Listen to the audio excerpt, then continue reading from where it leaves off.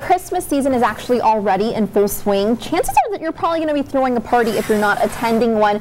But why not put a unique twist on your otherwise traditional classic dishes? We've got James and Jesse here from HEB Plus in Brownsville. Good morning, guys. I'm excited because you have some really good stuff. You know, the holiday season is traditionally where you splurge a little bit more on a meal. And this is a prime rib. This is a prime rib. This is very typical of the holiday season, and we've already seasoned it up for them with our rib roast and steak rub. It's the one I use at home when I do my prime rib every Christmas. It turns out really nicely. It's kind of like a nice black pepper crust, and prime rib is actually very simple to cook. It's also very simple to ruin, so you want to be very observant of it. Basically, we're going to throw this in the oven at about 425 to start, for about 10 or 15 minutes, just until it gets a nice sear on it. And if you look over here at the finished product, you can already see the nice sear on the outside.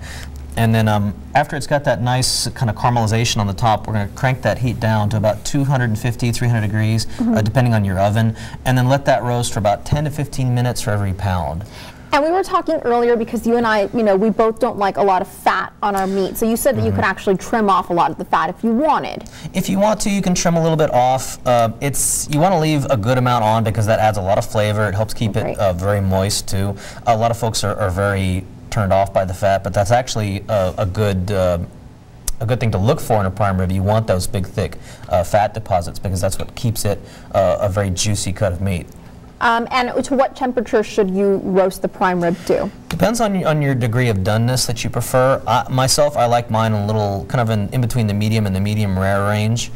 You want to cook it until it's about 110 degrees in the center, and then pull it out and let it rest. And it's going to continue to cook from there and to kind of a medium range in the center, and then more well done towards the ends. So that's our meat part, but let's get to the good part, because we all know that we want the dessert. This is actually a cheesecake, but you added a special ingredient. We did something a little different. We wanted to make it very Christmassy. This is an eggnog cheesecake. It's the typical cheesecake recipe with a little eggnog thrown in to give it a little extra flavor, a little extra creaminess.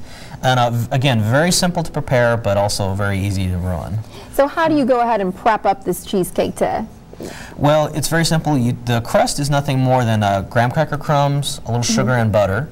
And we just press that in the bottom of the springform pan. You need to have a springform pan to do a cheesecake. And then just par bake that for about 10 or 15 minutes at about 325. And then pull that out. And then the filling is just a mixture of cream cheese, eggs, eggnog, of course, a little sugar, some flour, and vanilla. And that just gets either blended with a cake mixer or a food processor. And then you pour that into the cooled crust. And then you want to bake it for about 45 minutes to an hour at 350, and then turn the oven off and let it finish in the hot oven for about 2 hours. And it smells delicious. And you know, we've been popping up graphics with your recipes on there, and you can always catch all of those on valleycentral.com. And in just a little while, you're actually going to be helping us give away one of our presents for our 12 Days of Christmas, which was courtesy of HEB Plus. So you want to stick around. You don't want to miss that, because something on this table, that's the hint, something on this table is going to be part of the question. So you want to stay with us. Don't go anywhere.